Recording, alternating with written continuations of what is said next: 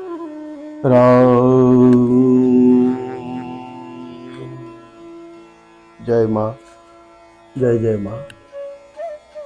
एकादशी के पवित्र अवसर पर जीवन सूत्र सत्संग के तृतीय दिवस में आप सबका स्वागत है। मनुष्य शरीर जीव को दुर्लभता से प्राप्त होता है।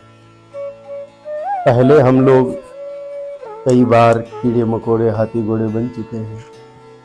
इस बार हम सबको भगवान की कृपा से मनुष्य शरीर प्राप्त हुआ है।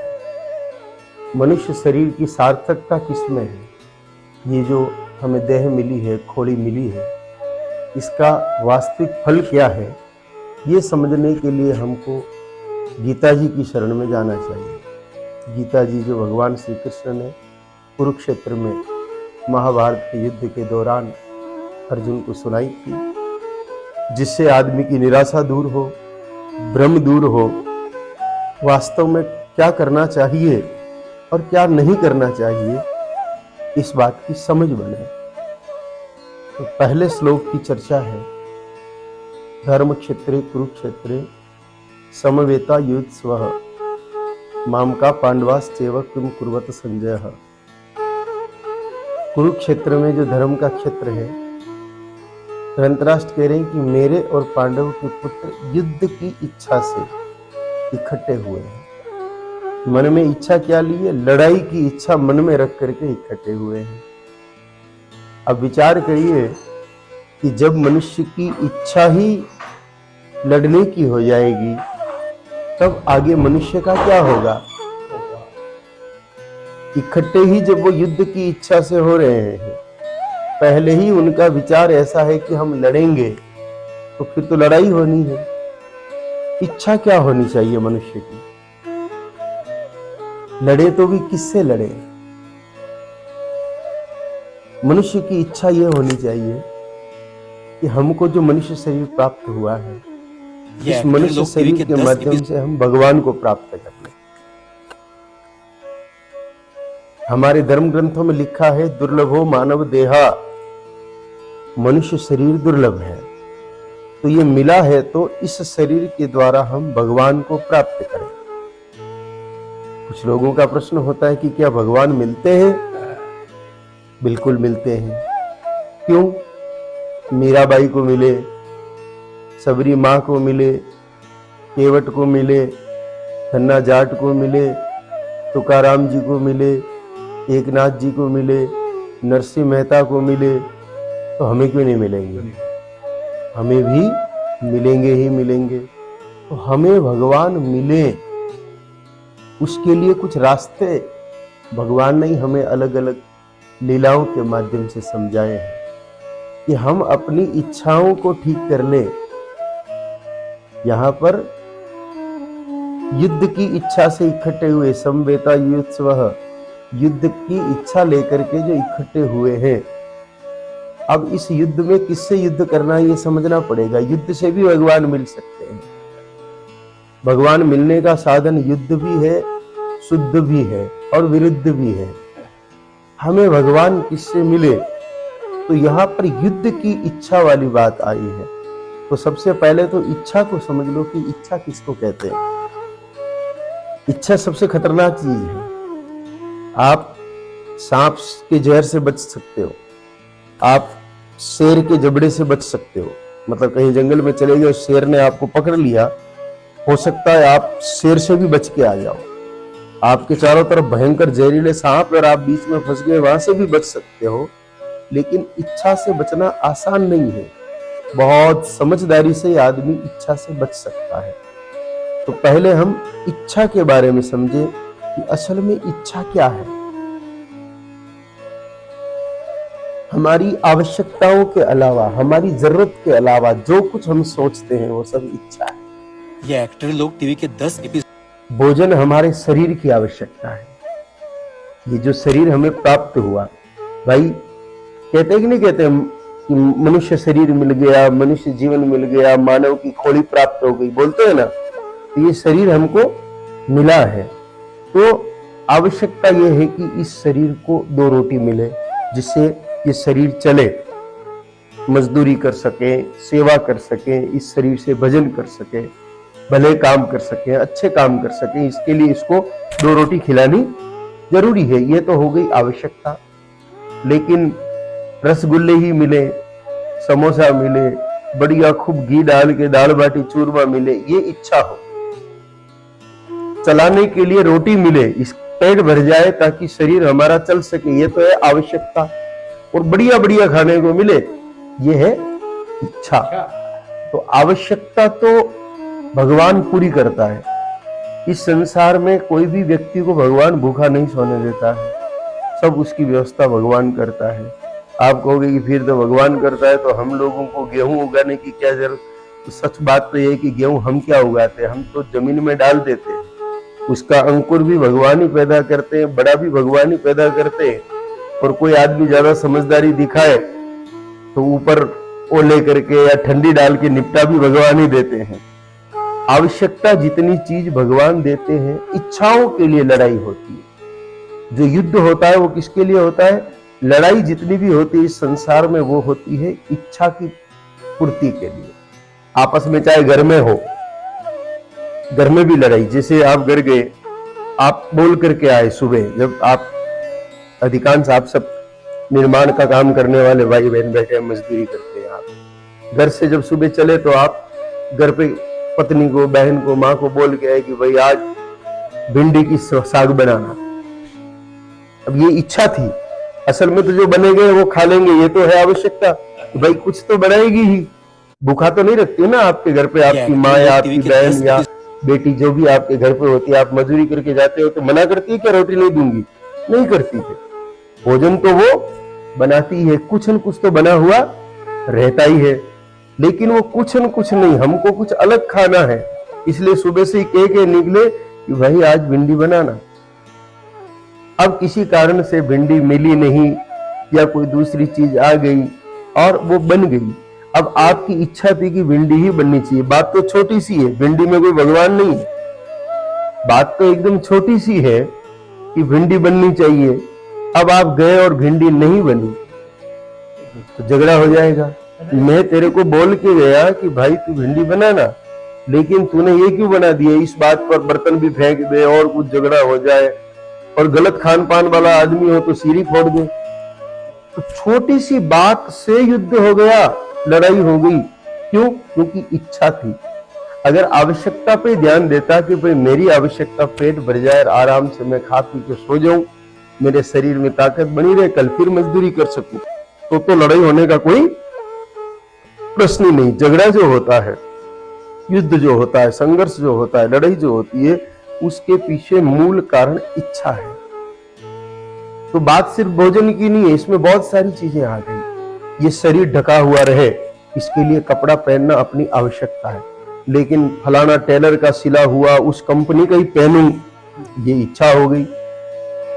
हो गई कि नहीं हो गई? आपको घर से यहां तक मजदूरी करने के लिए आने के लिए कोई साधन चाहिए, साइकिल हो, मोटरसाइकिल हो, और उसकी भगवान व्यवस्था करता भी है। और नहीं तो 2 पैर तो दे ही रखे हैं, लेकिन नहीं मुझे तो फलानी कंपनी की ही मोटरसाइकिल चाहिए, तो ये हो गई इच्छा। और किसी भी प्रकार की इच्छा, चाहे वो खाने की है, चाहे वो पहनने की है, चाहे वो रहने की है, ये सारी जो इच्छाएं हैं, ये सब इच्छाएं हमारा नाश करती है। क्योंकि आवश्यकता की पूर्ति अभी आपको बताया था कि भगवान करता है। हमें जो चाहिए, जरूरी चाहिए, वो सब कैसे न कैसे भगवान हमको देता है, लेकिन इच्छा वाली पूर्ति भगवान नहीं करते हैं। उसके लिए हम लोग कुछ न कुछ अधिक संघर्ष करते हैं। कुछ लोग सही रास्ते से इच्छा पूर्ति करना चाहते हैं, कुछ लोग गलत रास्ते से इच्छा पूर्ति करना चाहते हैं। सही रास्ते में तो यूं कि भाई 50,000 वाली मोटरसाइकिल मेरे तो काम नहीं दे, मेरे तो 90,000 वाली लाऊंगा। तो उसके लिए क्या करेगा? वो थोड़ा ज्यादा काम करेगा कि मार साहब मैं तो 8 घंटे नहीं 12 घंटे काम करूंगा, थोड़ा ज्यादा पैसा देना, तो वो अधिक काम करेगा। नुकसान तो उसमें भी है। अब आपको कि ज्यादा काम करने में क्या नुकसान है? नुकसान ये है कि भगवान ने आपको जो संसार दिया है, इस संसार में आप अपनी मर्जी से नहीं आए हो, भगवान के द्वारा भेजे गए हो। जीव रूप में हमने भगवान से प्रार्थना की होगी कि कि मेरी उन्नति हो, मुझे मनुष्य बना के धरती पर भेजो, तो भगवान ने हमको मनुष्य शरीर दे करके धरती पर भेजा। अब मनुष्य शरीर धरती पर दे करके भेजा तो क्या सारा समय मजदूरी करने के लिए थोड़ी भेजा? उन्होंने परिवार के साथ बैठने के लिए भी नहीं किया है समय, कि तुम्हारे दादा हैं, दादी है, माता है, पिता है, भाई है, बहन है, आधा घड़ी उनके पास भी बैठो, सुख दुख की बात करो। फिर गांव है, राम है, गांव में गौशाला भी है, घंटा आधा घंटा वहां जाओ, वहां पर भी सेवा करो। या भगवान का मंदिर है, वहां जाओ, वहां जा करके सेवा करो। ऐसे भगवान जो संसार हमको सौंपा है, उस संसार के प्रति भी हमारी कुछ तो मर्यादा है, कुछ तो कर्तव्य है। जब हम थके हुए जाएंगे, 8 घंटे की जगह आप 12 घंटे मजदूरी करोगे, घर जाके क्या करोगे? जाते कि सो जाओगे? क्या माता पिता के पास बैठोगे? फिर नहीं बैठोगे। अरे भाई घड़ी में 8 बजी है, अब तो रोटी दे दो, और थक गए, खा पी के सोए। चक्कर क्या था? चक्कर था इच्छा मोटरसाइकिल की, मूंगी वाली, अधिक पैसे वाली मोटरसाइकिल के चक्कर में ज्यादा देर मजदूरी की। इसलिए पूरे घर के प्रति, गांव के प्रति, समाज के प्रति जो कर्तव्य है वो हमारा खत्म हो गया। संघर्ष पैदा हो जाएगा घर में भी। शादी करके आए, मान लो आप, कोई नौजवान बच्चा है, विवाह करके आया, अब वो मान लो 12-15 घंटा तो मजदूरी करता है, घर जा करके 2 मिनट भी अपनी घरवाली से बात नहीं करे और जाके सो जाए, तो क्या घरवाली से झगड़ा होगा कि नहीं? वो तो जाके पीर में कहेगी कि तुमने कहाँ शादी करा दी, मेरे राम राम भी नहीं करता, आता है, खा पी के सो जाता है, मैं तो वहां नौकरों की तरह दिन भर काम करती हूँ। वो संघर्ष पैदा हो गया, अशांति हो जाएगी। अशांत मन कभी भी भगवान का भजन नहीं कर सकता। हमें संघर्ष से बचना क्यों है, हमें झगड़े से बचना क्यों है, इसका कारण भी समझो कि हमारा मन शांत रहे। शांत मन से भगवान का भजन होता है। मैं ये नहीं कहता हूं कि मजदूरी मत करो, लेकिन हर चीज का अपना एक समय होता है। 24 घंटा भगवान ने हमको दिया, 8 घंटा मेहनत मजदूरी करो, 8 घंटा शरीर के लिए खर्च करो, स्नान करना, भोजन करना, विश्राम करना, और 4 घंटा घर परिवार के साथ बैठो, बातचीत करो, उनको कहीं ले जाओ, लाओ, और 4 घंटा जो बचा है वो धर्म के लिए, गांव के लिए, संसार के लिए कोई भी सेवा कार्य है उसको करो। 24 के 24 घंटे इस शरीर को हम अपने बस में रख करके उपयोग करें, उसके लिए नहीं है। 4 घंटे समाज के, जिस समाज में हम बैठ के उठते हैं, किसी के सुख दुख है तो सेवा करनी, 4 घंटे घर परिवार वालों के लिए, 8 घंटे शरीर के लिए, और 8 घंटे कमाने धमाने के लिए। अब इस तरीके से चलोगे, समाज भी प्रसन्न, परिवार भी प्रसन्न, शरीर भी सुखी, और 2 रुपया भी जेब में रहेगा, तो सब कुछ ठीक है। तो आवश्यकता पर जब हम चलते हैं तो आवश्यकताओं की पूर्ति तो इस चक्र में पूरी हो जाती है, और इच्छाओं पर चलते हैं तो इच्छाएं झगड़ा पैदा करती है, लड़ाई पैदा करती है, संघर्ष पैदा करती है, दुख पैदा करती है। दुख में, असंतोष में, अशांति में मनुष्य कभी भगवान का भजन कर सकता नहीं। भजन तो कब होगा? जब मन में शांति होगी। चारों, अब यूं तो शांति के लिए लोग कहां कहां चले जाते हैं कि उस मंगरी के ऊपर जाके बैठ जाए, वहां शांति है, यहाँ तो बहुत भीड़ है, यहाँ तो लोग हैं, हम उस मंगरी पे चले जाते हैं, वहां बैठ के भजन करेंगे। वहां आप चले तो गए, लेकिन बाहर बड़ी शांति है, अंदर अगर उथल पुथल मची हुई है कि वो जो मोटरसाइकिल लाए 90,000 वाली, उसकी किस्त जमा करानी है, तो क्या भजन होगा? नहीं होगा। भले वहां कोई नहीं है आपको डिस्टर्ब करने वाला, आपके भजनों में व्यवधान डालने वाला उस सामने वाली मंगरी पर कोई नहीं है, आप अकेले हो, लेकिन अंदर जो हलचल चल रही है वो आपको शांति से जीने देगी नहीं। तो वहां रहो चाहे यहां रहो, भगवान का भजन होने वाला नहीं है। और अगर मन में शांति है, हम अगर अपनी आवश्यकताओं की पूर्ति जितना ही विचार करें, आवश्यकता फिर समझ लेना, आवश्यकता ये शरीर स्वस्थ रहे, इस शरीर को बराबर भोजन मिले, आवश्यकता जितने कपड़े मिले, 3 ड्रेस से काम चल सकता है आदमी का। कई घरों में देखना 13-13 पड़ी है लोगों के पास, अलग अलग डिजाइन की, सुबह अलग, दिन में अलग, शाम को अलग पहन लेते हैं, वो आवश्यकता है। तो ये जो सारा खेल है ये मन में अशांति पैदा करेगा। अब अगर ये सारा खेल नहीं है, शांति से दाल रोटी खाई, मिला जैसा पहन लिया, जैसा छोटा मोटा घर है उसमें रह लिया, जैसे छोटा मोटा साधन है उससे आ रहे जा रहे हैं, जब भगवान 2 रुपया और देंगे तो ले आएंगे, नहीं तो चल रहा है, ये सोच ले। क्योंकि हमारे पास 50,000 वाली मोटरसाइकिल तो है, कईयों के पास तो साइकिल भी नहीं है, बेचारे पैदल चल रहे हैं, हमको भगवान ने उससे तो अच्छा बना रखा है। ये सोच करके हम मन में शांति रखें तो फिर तो कितनी ही भीड़ में है हम, चाहे डीजे बज रहा है, चाहे कोई झगड़ा हो रहा है, चाहे कोई होटल पर लोग हंसी मजाक कर रहे हैं, फिर भी हमारा मन शांत होगा और हम जहां बैठेंगे वहीं पर हम आराम से भगवान का भजन कर सकते हैं। वो भीड़ का हम पर कोई असर पड़ने वाला नहीं है। देखो, असर पड़ता भीड़ का तो भगवान कृष्ण जी ने जो अर्जुन को गीता सुनाई, वहां तो बहुत भीड़ थी। कौरवों की सारी सेना, पांडवों की सारी सेना, करोड़ों की संख्या में हाथी घोड़े रथ, इतनी भीड़, और शंख भी बजाया है। भीष्म पितामह ने बजाया, कृष्ण जी ने बजाया, अर्जुन ने बजाया, भीम ने बजाया, सबने जोर जोर से शंख बजाए, दुंदुभियां बजी। युद्ध के जो बाजे होते हैं लड़ाई लड़ने के लिए, पहले आजकल तो जाओ के बाजे होते हैं, पहले लड़ने के भी बाजे होते थे, तो वो लड़ने के लिए बाजे भी बजने थे, वो भी बजे। इतनी भीड़, युद्ध की इच्छा से इतने लोग इकट्ठे हो रखे हैं, वहां पर भी भगवान श्री कृष्ण ने अर्जुन को गीता का ज्ञान सुनाया और अर्जुन ने सुना। तो मन की शांति ही, बाहर शांति हो नहीं हो ये जरूरी नहीं है, बाहर चाहे कितनी ही भीड़ हो लेकिन अंदर शांति होनी चाहिए। अंदर शांति होगी तो हम भगवान का भजन कर पाएंगे, भगवान का भजन कर पाएंगे तो ये मनुष्य जीवन हमारा सफल होगा। मनुष्य जीवन की सफलता के लिए 2 चीजें ये एक्टर लोग प्रधान है। 10 एपिसोड यूं तो छोटी छोटी कई चीजें हैं, अब जैसे मकान बनाते हैं तो यूं तो छोटी छोटी कई चीजें हैं, लेकिन ईंट रेत पत्थर मोटी चीजें ये पहले चाहिए भाई। सीमेंट, पत्थर और बजरी, ये 3 चीज मोटी है, बाकी तो छोटी मोटी तो बहुत सारी चीजें हैं। वैसे ही मनुष्य जीवन को सफल बनाने के लिए छोटी मोटी तो बहुत सारी बातें हैं, लेकिन जो मुख्य बात है, बड़ी बात है, वो 2 है, और वो है सेवा और सुमिरन। सेवा और सुमिरन, इन 2 चीजों में इतनी ताकत है कि हम चाहे कभी 4 धाम की यात्रा नहीं भी कर पाए, हम चाहे कथा कीर्तन में नहीं भी समय दे पाए, फिर भी सेवा और सुमिरन, इन 2 चीजों से हम भगवान को प्राप्त कर सकते हैं। सुमिरन का मतलब भगवान को याद करना, सुमिरन का अर्थ भगवान को याद करना, उनके रूप को याद करना, उनके कार्यों को याद करना। भगवान को याद करने का मतलब केवल उनका नाम लेना ही नहीं।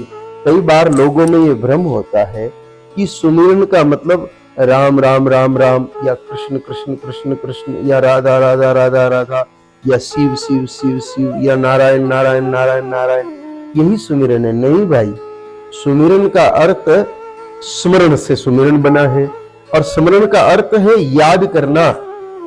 अब उनका नाम याद करो, चाहे उनके रूप को याद करो बैठ के, होठ नहीं हिल रहे हैं, आप बोल भी नहीं रहे हो, चल भी नहीं रहे हो, चुपचाप आप केवल बैठे हो, और बैठे बैठे भगवान के चरणों का, आज मेरे ठाकुर जी के चरण ऐसे हैं, ऐसे मेरे भगवान के नख है, ऐसे मेरे कन्हैया खड़े रहते हैं, ऐसे बांसुरी बजाते हैं, ऐसे केवल उनके रूप का ध्यान करना भी सुमिरन ही है। या फिर उनके कार्यों को याद करना, कार्य का मतलब लीला। मनुष्य तो करता है वो साधारण काम हो गया, भगवान करते हैं वो लीला है, तो उनकी लीला को याद करना। कैसी लीला कि भगवान ने अंगुली पर गोवर्धन पर्वत उठाया, भगवान श्री रामचंद्र जी ने लंका जाकर के रावण का वध किया, भगवान कृष्णचंद्र जी ने गाय माता चराई, कैसे ब्रिज की भूमि पर हजारों 9 लाख गाय माताओं को कन्हैया लेकर के जाते थे ग्वाल वालों के साथ। ऐसी जो उनकी लीला है, कई लीलाएं हैं भगवान की। हम सब लोगों पर कृपा करने के लिए भगवान ने कितनी लीलाएं की। राम जी ने बड़े बड़े राक्षस धनुष नहीं उठा सके, राम जी ने धनुष उठा लिया। तो भगवान ही अवतार लेकर के धरती पर आकर के लीलाएं करते हैं, उन लीलाओं का स्मरण करना, ये सब भगवान का सुमिरन है।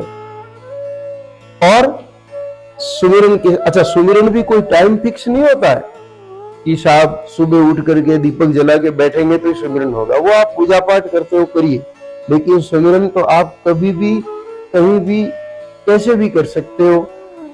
आप जैसे यहाँ गौशाला बना रहे हो, गोश्त बना रहे हो गायों के लिए, आपके हाथ में करनी है, हथौड़ा है, ईंट पत्थर है, आप उसको रख रहे हो, लेकिन मन में आपके भगवान का ध्यान चल रहा है, तो काम को कोई फर्क पड़ा क्या? यहाँ आ रहे हो, पैदल पैदल चल रहे हो, मन में राम राम कर रहे हो, तो क्या आपकी गति थोड़ी कम पड़ जाएगी चलने में? और राम राम करते हुए चलोगे, शायद थकान कम आएगी। तो भगवान को याद करने के लिए अलग से टाइम निकालने की जरूरत नहीं। हाथ धोते हुए भी भगवान का ध्यान हो सकता है, रोटी झीमते हुए भी भगवान का ध्यान हो सकता है। भोजन आप यहाँ टिफिन लेकर के आते हो, रोटी खाने के लिए लाते हो, तो साथ में दिन के लिए, तो वो जो भोजन आप खा करके वापस बर्तन को मिट्टी से साफ करते हो, एक बार जब ऐसा वैसे ले जाते हो, घर साफ करेंगे, साफ करते हो ना।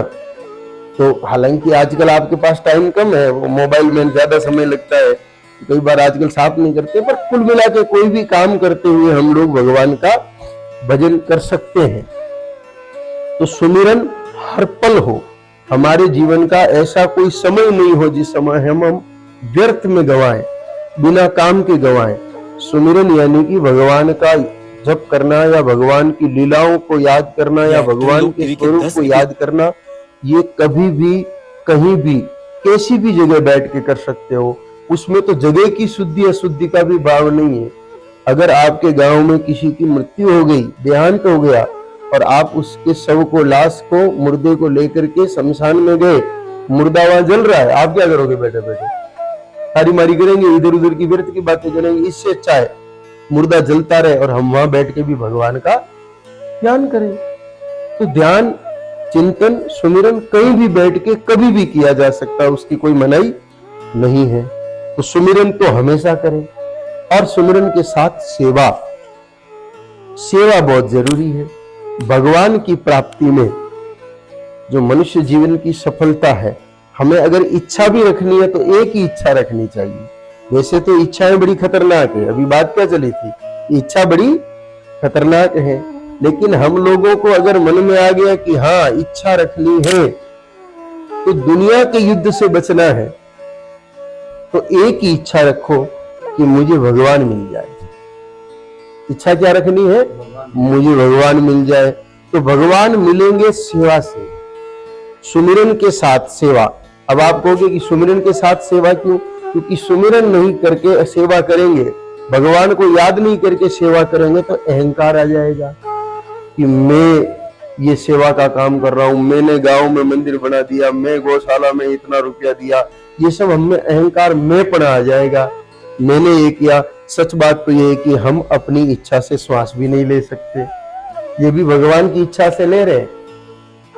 श्वास भी हम भगवान की इच्छा से ले रहे हैं, अपनी इच्छा से हम लोग श्वास भी ले सकते नहीं।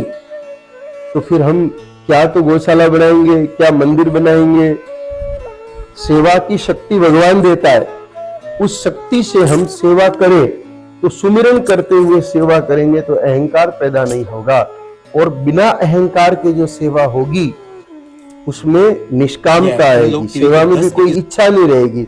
नहीं तो साहब थोड़ी सी सेवा की, मेरा नाम होना चाहिए, मैं जब गांव में ये इतना बड़ा मैंने काम किया है तो मुझे गांव के लोग इकट्ठे होकर माला पहराए। जैसे आप किसी मंदिर पे काम चल रहा है, आप कारीगर हो, आप काम करना जानते हो, तो वाह भाई 10 दिन में यहाँ पर पैसा नहीं लूंगा और सेवा दूंगा, ये भी सेवा हो सकती है। जरूर थोड़ी हर काम आदमी 10 लाख 20 लाख 50 लाख दे, ये कोई जरूरी नहीं है। जिसको जितना क्षमता भगवान ने दी, जिसको जितनी ताकत दी, आपको क्या ताकत दी? आपका शरीर स्वस्थ, और आप मजदूरी करना जानते हैं, आप दीवार बनाना जानते हैं, भगवान का चबूतरा बन रहा है, तो आप 10 दिन तक मैं यहाँ समय दान करूंगा, मैं ये चबूतरा बनाऊंगा, सेवा करूंगा, पैसे नहीं लूंगा, ये भी तो सेवा ही है। तो अब आपने वो 10 दिन सेवा की और 11वें दिन सोचो कि अब गांव वाले मेरे को माला पहनाए कि मैंने देखो रुपया नहीं लिया, तो ये और नई इच्छा होगी, ये नई इच्छा हो गई, वो इच्छा आपकी सेवा को खत्म कर देती है। ऐसा करने के बाद हमारी फिर सेवा नहीं रहती है, वो मजूरी हो गई। अब आप मजूरी का मतलब, कई बार हम सोचते हैं कि रुपया लेंगे तो मजदूरी है, कुछ भी लो मजदूरी होगी। ये चश्मा देने के बदले मैं आपसे पैसा लूं, या दूसरा चश्मा ले लूं, या अनाज ले लूं, या कोई फल ले लूं, तो बोलो अदला बदली हुई कि नहीं? तो आप मजूरी करो, बदले में माला पहन लो, तो सम्मान हो गया, वो तो मजूरी मिल गई आपको, बदले में फल मिल गया ना।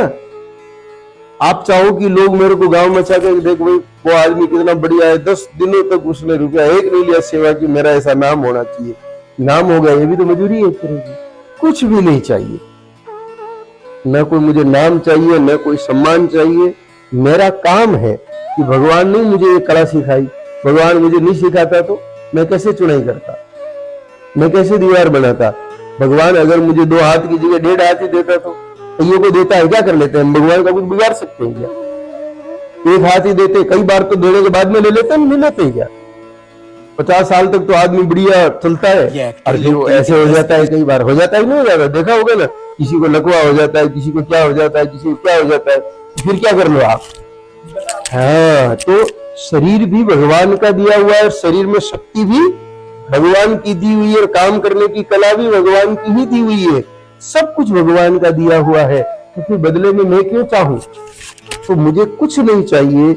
इस भाव के साथ जब हम लोग सेवा करते हैं तो वह सेवा हमें भगवान के पास मिलती है। बिना किसी इच्छा के, बिना किसी कामना के, बिना कोई चाहत रखे हुए जब हम इस शरीर को सेवा में लगाते हैं, जो भगवान का दिया हुआ है, शक्ति भी भगवान की दी हुई है, इस शरीर को जब हम सेवा में लगाते हैं और भगवान का नाम लेते हुए लगाते हैं, भगवान का सुमिरन करते हुए लगाते हैं, तो उसका फल ये मिलता है कि हजारों साल भक्ति करके भी भगवान मिले न मिले, लेकिन इस प्रकार हम सेवा भाव से काम करें और भगवान के दिव्य विग्रह का ध्यान करें, भगवान की लीलाओं का ध्यान करें, अथवा भगवान के नाम का जाप करें।